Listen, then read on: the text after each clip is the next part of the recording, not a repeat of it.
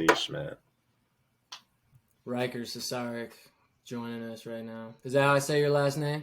No. How do you say it? Ciceric. Ciceric? Oh, my bad. Ciceric. This been mine. I'm gonna stop it because it stopped recording for a second. But, oh, it's going. It's going. Yeah, we're good. We're going. Going. No, that was good stuff, Matthew. I had a question you though. You got the whole thing out of that? Yeah, we got the whole thing out of that. What was I gonna ask you? That was my bad, boys. Oh, my bad. Oh, you're good. Like, what were some of the schools that like hit you up that was like, damn, that school just really hit my line? You know what I mean? Like, even if it wasn't like serious, like you were saying, but like, damn, that school just slid into my DMs type thing. I mean, Weber State hit my DMs, and that was kind of just like crazy because we played against them that year. Yeah, that's pretty cool. And then Southern Utah. Okay. They were pretty successful. And then Missouri State and the Missouri Valley Conference. That's nice. And at first they were showing a lot of interest. So like I was like, that's all right. Like I'd be all right with that. And then and I'm trying to think who else. I mean, obviously Evansville. And they were like they were like really serious. Because some of these schools, what they'll do is they'll do a lot of like background research. Because by the time these schools called me, they're like, "Yeah, we already talked to your high school coach. Like, we already talked to like 2 other people, so they already know like everything they want to know, and then they just want to talk to me. So they kind of do their research before reaching out to you. Mm-hmm. And sometimes they'll reach out to you, and then they're gonna like text you and ask for like your mom and dad's phone numbers, maybe like 3 coaches, so they can call and like get information about you. Mm-hmm. So like those schools, I'm trying to think. I think Boise State. I was talking that's to a nice one. Director of ops or something for a second. So I mean that was pretty cool. It's like cool to see. I remember what I was gonna say. That I was gonna say about transfer portal, about it being a good thing though, is it makes you make like a grown up decision, like you were saying. Like all your biggest relationships are in Gunnison, so it's like you really got to weigh that part of it out too. Like you're about to go to a place where you know it's brand new, so that's you're different. definitely not comfortable there. Yeah, but like it obviously helped knowing like most of the dudes on the team already here. Exactly. Like obviously having a Joel relationship before, and then like Thompson recruiting me out of high school, like it was kind of already there. Yeah. Did those play a pretty big factor in it, like having a chance to go play with Joel again and all that stuff? I mean, it definitely did. Like it was kind of it's just another thing of like entering the portal. Like you don't know where you're about to end up. Like it's pretty much like, let's say, like, I mean, there was other Division II schools, that hit me. Like, let's just say for, if I went to West Texas, like who do I know in Canyon? Like, exactly. It's just like, Mm-hmm. It's just like you're going out there by yourself, like pretty much taking a bet on yourself, hoping that's going to work out. And the thing with Spearfish, it was just like I knew Joel. Like I've known Joel since like we're in 4th grade. And then, obviously Thompson, and then me knowing some of the other guys was just, I honestly thought it was kind of a no-brainer after looking at the process, the whole like recruiting process. Yeah, no, I think what you said about these coaches really doing their homework on you before they even talk to you is an important thing, because I'm sure Thompson recruits that way. Guys that do it the right way, they try and cover their bases like that, so for people to hear that, like, this dude had talked to my high school coach, my AAU coach, my whoever coach before he talked to me, like that's important to hear, because they're, like you said, they're trying to get the same information out of you, or the information that matches up with what they're hearing from these other people coming out of your mouth as well. So like they want that same, they want it to look, they want it to match, basically, is and not necessarily you need to have be on the same page as them all the time. But like, if you're telling them one thing that, oh, I had a great relationship with my coach, this and that, and then the coach is saying, oh, I struggled with this with him or struggled with that. Yeah, it's just a red That flag. coach is recruiting you is going to look at that a certain way, Mm-hmm. I was about to say, like, Tate, you know that, like me and you know that perfectly when we're recruiting someone. You don't want no surprises, right? Like, you're trying to do it. I mean, because, like, a player that you recruit kind of falls on, like, you know what I mean? You're the one that brought him to the attention of, like, your boss or the head coach. And it's like, hey, that's on me if I didn't do a good enough job finding out, like, that said, if there was a red flag and it pops up later on, you know what I mean? Yes, indeed. And that, like you said, that looks bad on you, like you didn't do your homework. But that goes on. I wanted to ask you this, like, with these schools, these schools that were reaching out to you, did you do your homework on them as well? Like players at your position that might be graduating, things like that.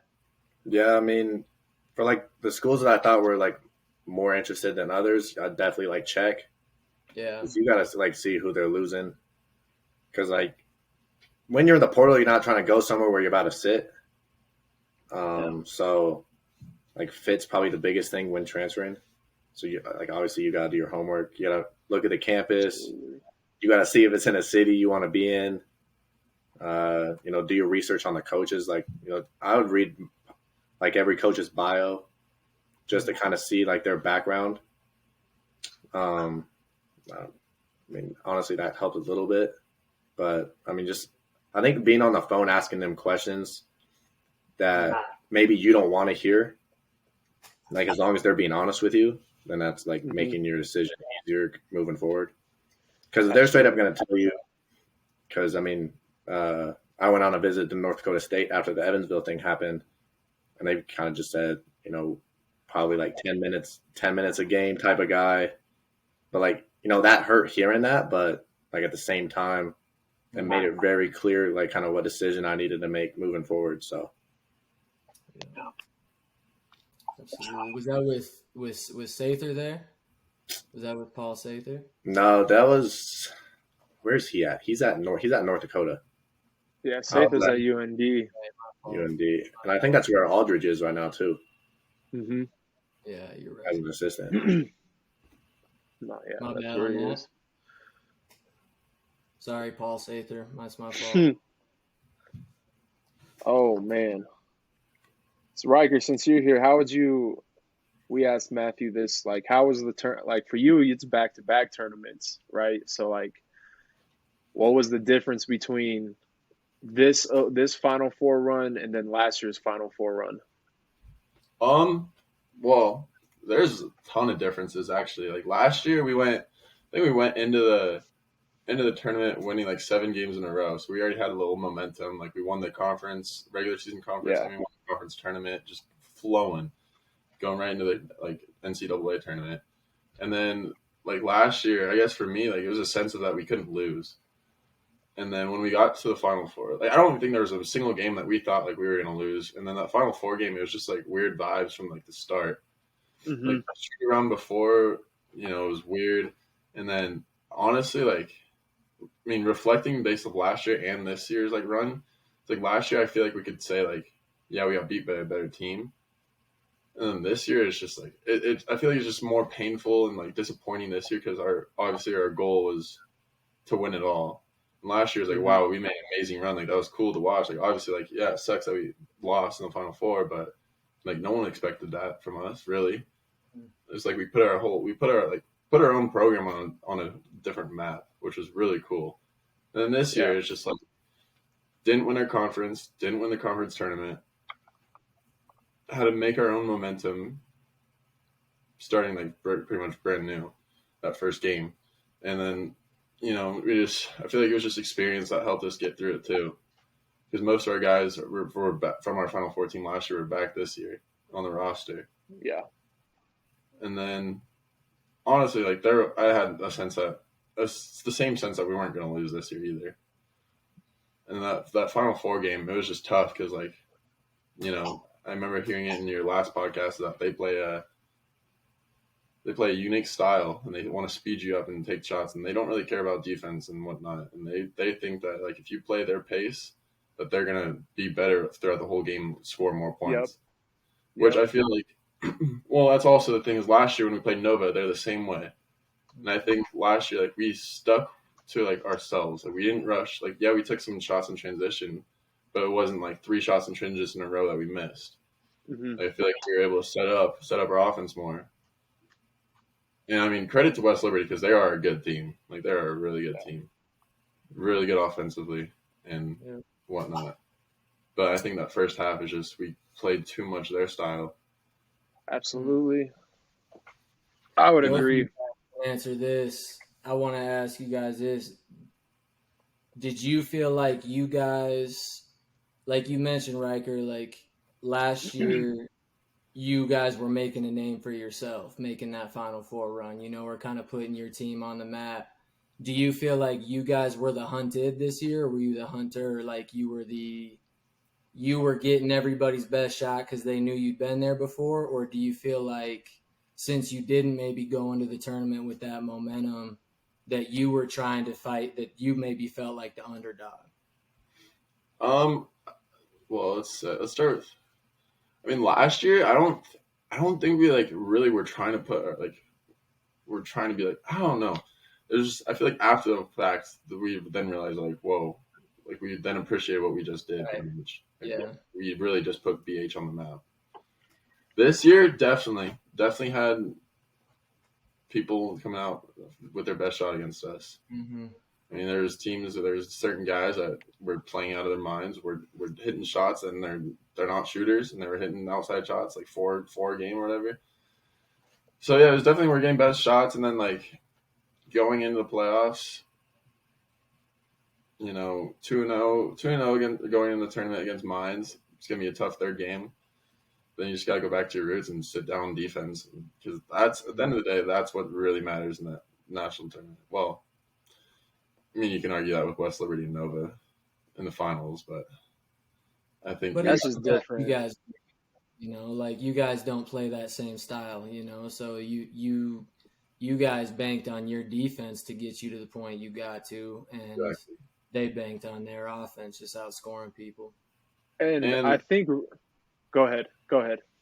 Well, I was just gonna continue like answering it. You said like going in as underdogs. I feel like we definitely kind of felt disrespected being the 6th seed in our region at what was our record at the time? 25-5. It was a 6th seed, and like last year we were a 3 seed at 20-7, and there was teams that had more losses than,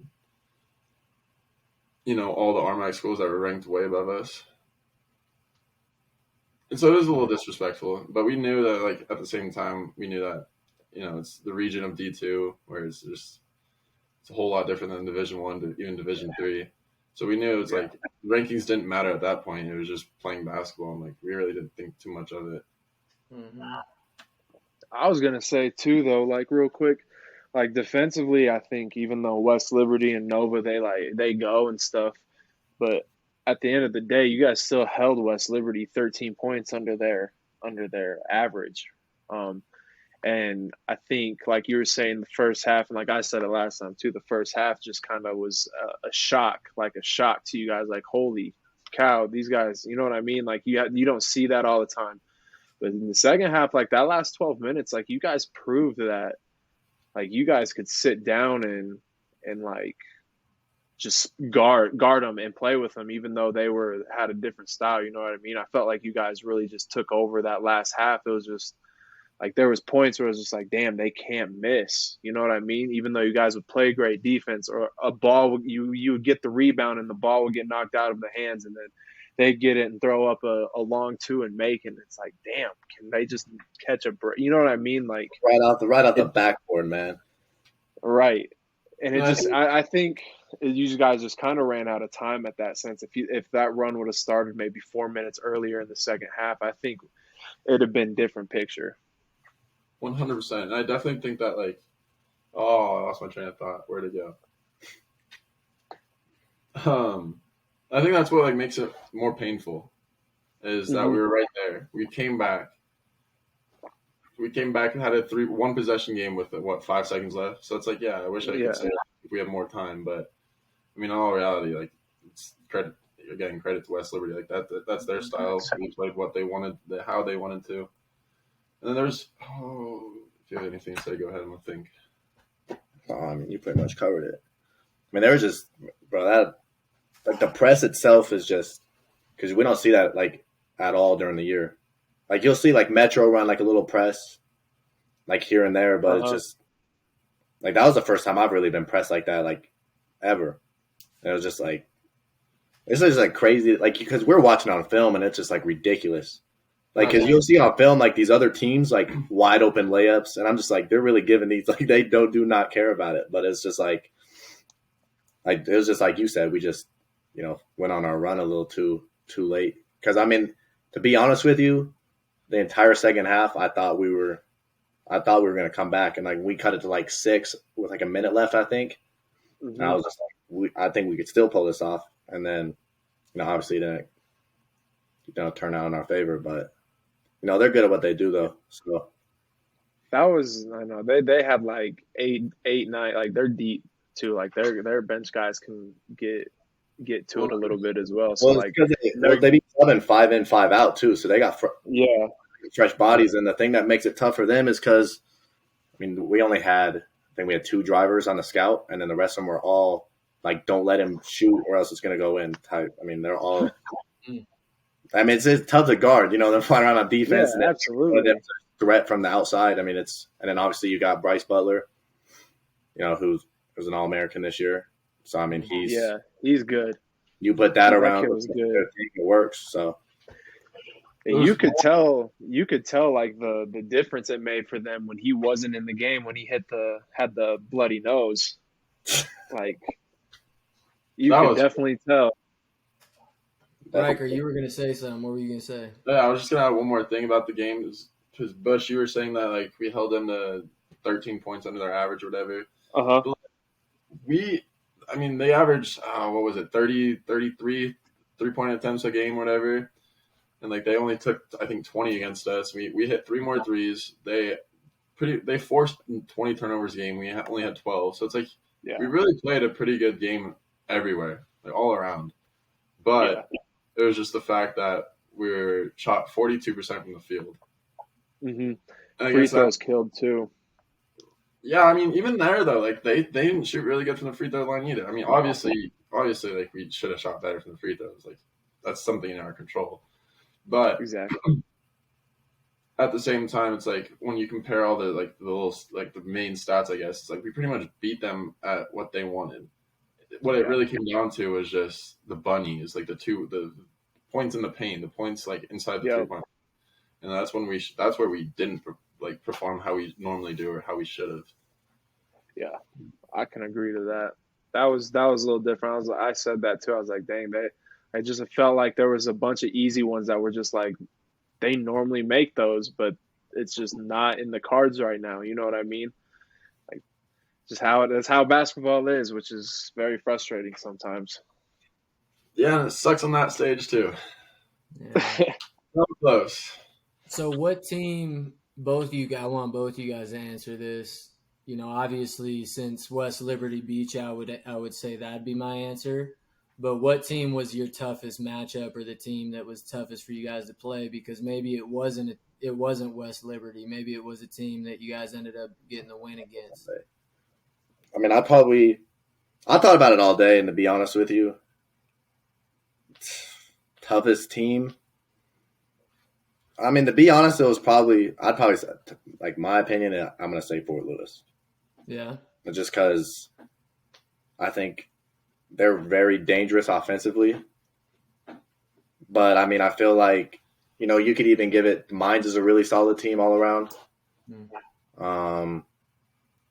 West Texas was really good. The Riker finally agreed with you. The thing that makes West Texas hard, though, is just because they're deep. Like, their pressure on the ball. Yeah. Like that. I mean, it's different from the West Liberty pressure, but, like, it's – like, you really got to be strong with the ball because, I mean, you can't play with it either. Like, you got to be, quick with your passes, quick the ball screens. Like, you can't like if you're not gonna like attack, you like, get rid of it because they were challenging every pass, every post touch. Like, because I don't remember how many turnovers we had in that first half, but it was not 12. So yeah, I think we had 12 in the first half. Like that's not good. So we had all game against West Liberty. Riker, what was West Texas was yours? Yeah, I'm trying to definitely West. I think West Texas, just because they always had. I mean, they had like 5 guards out at once at the same time. Mm. Like for off, so like defensively it was tough for us because we had we always rock with 2 bigs, pretty much. So it was just trying to find the right matchups where our bigs could guard their guards, and then their pressure, on ball pressure was. I mean, we didn't really see that all year. We saw that from Fort Lewis a little bit. They had certain players that would, but not all 5 guys like West Texas, and I just don't think we were like really completely ready for that. That's fair. Mine's was a good team, but we matched up really well with them. So I agreed. You guys exploited that in the second game at home. I thought I was like, they're really expecting that game to be close, and then you guys just inside just bullied them, and I was like, damn, they actually match up really well against these guys because like mine doesn't have their standard big guy. You know what I mean? Mine's is usually playing the bully ball, and y'all were bullying them around. It was lovely to see. And I do give credit to Fort Lewis too. Like they're dangerous offensively. Like Buckcott is, oh my goodness. He's what Sindhu did on defense against him in that regional game was impressive. Like, dude clamped up. 14 points for that guy for a cool cot. That's like unheard of. What Sindhu did on defense, all of the NCAA tournament has to be recognized and noted, and many people need to be appreciative of what he did. Yes, I would agree with that. That dude locked up. Well, he was on Julius too, right? Yeah, I mean, okay, let's see. First game he was on. Was he on Sully? Brendan Sullivan first game. He shot 0-4 from 3, like had 6 points, whatever. Second game against Fort Lewis, he's on caught 14, like low for however long. Regional championship, he's on Julius Brown, who's been averaging like 19 points a game. Shot 4 points, 2 of 15 from the field. Dude averages like 7 free throws a game. He took 0 against him. That's nuts. Against Duluth in the Elite 8, their best player averaging 20 points a game, hit 93s on the season, whatever. He had 16 points on 6 of 21 shooting. Yeah, shot the ball 21 times. Jeez. And then didn't look too much at individual stats in that last game, but I mean, shout out Sin. He took away their best player all of the NCAA tournament, and that was huge. And that's huge. You need that. You need a good you need a lockdown defender, a really good big, and then just good guard play and role guys that follow up and do their job to be successful in the tournament. And you guys did that to a T. You know what I mean? Like, I agree. And at the same time, Cindy was running point guard for us. Exactly. Yeah. That's hard to find. A point guard that locks up like that. Yeah. Facts. Man. Yes, indeed. Hold up. Talking about the Final Four, let's go to the D1 Final Four real quick. I want to get your guys' opinions on this. Like, do you think, like, because people say this all the time, like, is the transfer portal changing the landscape of the tournament and making it basically a large AAU tournament where you don't know what's going to happen? I mean, it definitely is because I was actually talking about it with the girls' assistant today, Coach Nate. But we were talking about how now these schools got NIL deals, so like you might have like a smaller school, like a little mid-major that's paying you more than what like a Blue Blood or someone else would be paying you because they got multiple guys that are doing that too. But you can go be the guy at this school and get paid a certain amount. So I think you're starting to see that like throughout because I mean I think this year's the first year where like you don't know who's going to win it. Because like usually going into like every year, there's like 3 or 4 teams that you look at and you could be like, yeah, they're going to be in the Final Four. But like I don't really think anyone expected it to be how it is this year. I got no Final Four teams correct, so I said Hell no. Me neither. And the thing was, is like, 3 of the teams have been to the Final Four. My fault. That's crazy. No, you're good. That's so. Because what do we got? crazy. Miami, San Diego State, FAU, UConn. UConn, like I'm gonna be honest though, and my picks have been bad all tournament, but like UConn is rolling right now. They have what I just explained. Like they have the perfect. I was just about to say that. They have the perfect like ingredients. They have a big ass center that's really good guard play, and they lock up defensively. Like they held Gonzaga to 54 points. Yeah, they just worked Gonzaga. I think UConn's gonna. I got Miami. I think it's going to be. Do they play each other in the semis, or would that be the Natty? No, they play each other in the semis. Jeez. It's Miami and UConn, and then FAU and San Diego State. No, San Diego State or FAU is going to be in the championship. Like that's crazy. That is crazy. That is ridiculous. And to be honest with you, I'm excited for that. I hope it's Miami and then one of those two schools, just because I want to see something different. I want to see a first timer win. Like straight up, I think that would be cool. But I want to see a 9 seed win. I kind of am pulling for FAU, even though I don't think it'll happen. But 100%. It just I could. Depends on how their 7-footer does. He's a big boy. He can handle it. Yeah, that white boy, he's nice around the rim. Yeah, For FAU? Yeah. He's Russian. Yeah, I mean. He's good. I think Miami could definitely go win it too. I think UConn beats Miami. Absolutely. I think UConn will probably beat. I wish they're on the opposite sides and met in the championship. Bush, how we had the conversation of the best conference? Uh-huh. Is it Bobby Hurley or Dan Hurley who's at UConn? I think it's Danny at. Dan Hurley, he tweeted the other day, he was like, we're playing all non-conference opponents, and the Big East is the best conference in the country. So he's like, this is nothing new to us or something like that. And I was like, If you look at it though, you're not wrong. Are there two? Oh no, not two. Great. It could have been great. There were 2 Big East teams in the Elite Eight. Yep.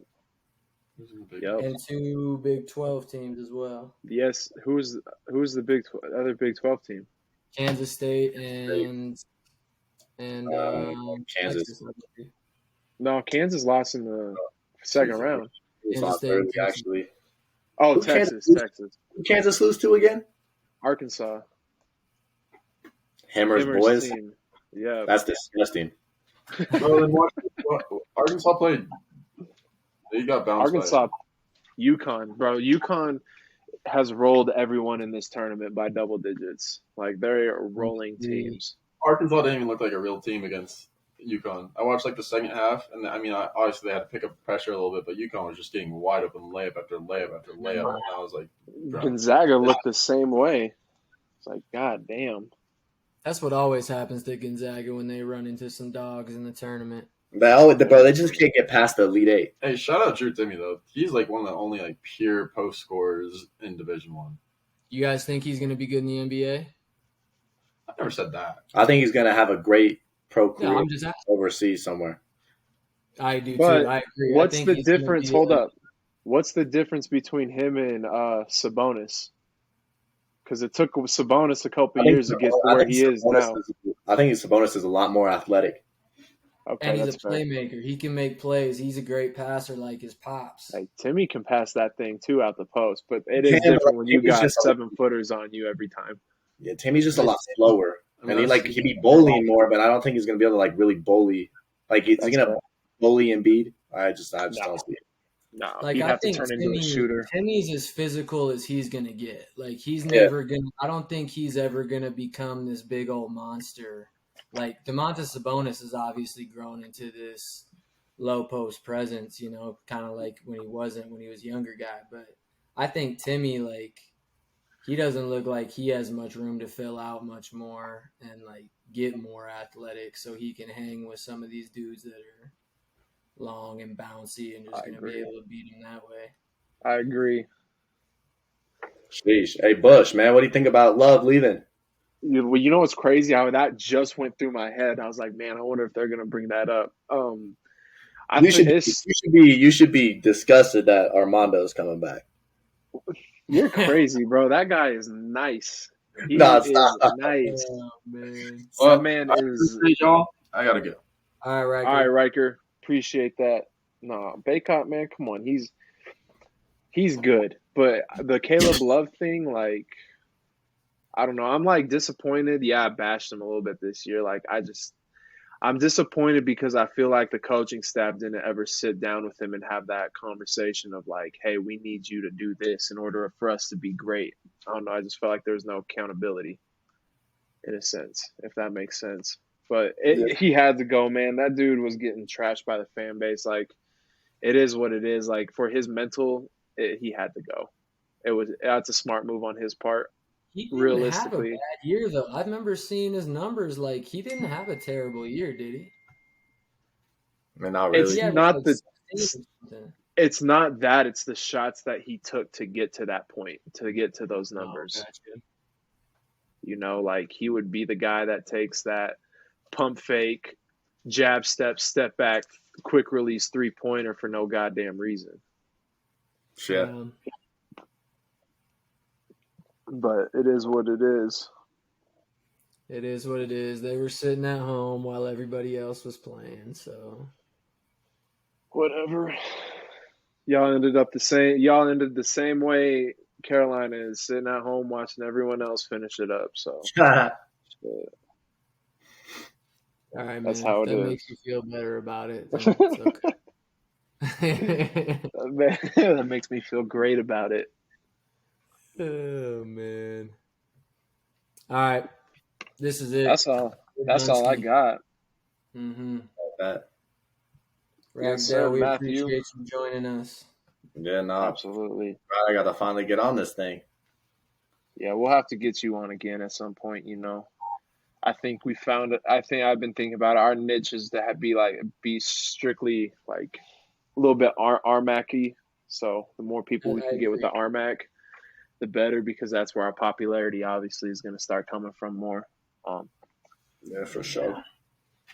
But hey, we added a new. Boys, Go ahead, Hooks. Hop on, my bad. If any of your boys want to hop on, let us know. Send them our way. No, It's great having Riker on us on this pod. Yeah. Jesus. With us. Jesus.